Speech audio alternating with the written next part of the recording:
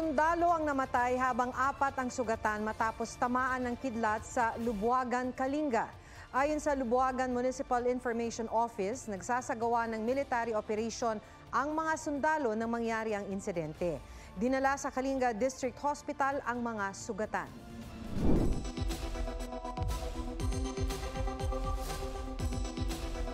Kapag may thunderstorm, posibleng magkaroon ng kidlat na maaaring tumama sa inyo at inyong ikamatay. Narito ang ilang tips para manatiling ligtas kapag kumikidlat. Huwag lumabas kung nasa loob ng bahay o gusali.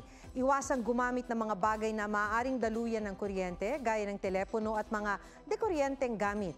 Kung metal ang mga tubo sa bahay, posible rin niyang daluyan ng kuryente mula sa kidlat, kaya delikadong maligo o gumamit ng mga gripo. Lumayo sa mga bintana, pinto at kawad ng kuryente. Kung nasa labas ng gusali, sumilong agad sa loob ng pinakamalapit na bahay, gusali o sasakyan. Lumayo sa mga bagay na posibleng daluyan ng kidlat tulad ng puno, poste ng kuryente at kawad ng sampayan. Iwasan ang mga basang lugar. Kung nasa open field, gawin ang lightning safety position. Umupo ng nakatingkayad ang dalawang paa, pagdikitin ang dalawang sakong, yumuko at idikit ang siko sa tuhod at takpan ng mga kamay ang dalawang tenga. Huwag magpahuli sa mga balitang dapat ninyong malaman.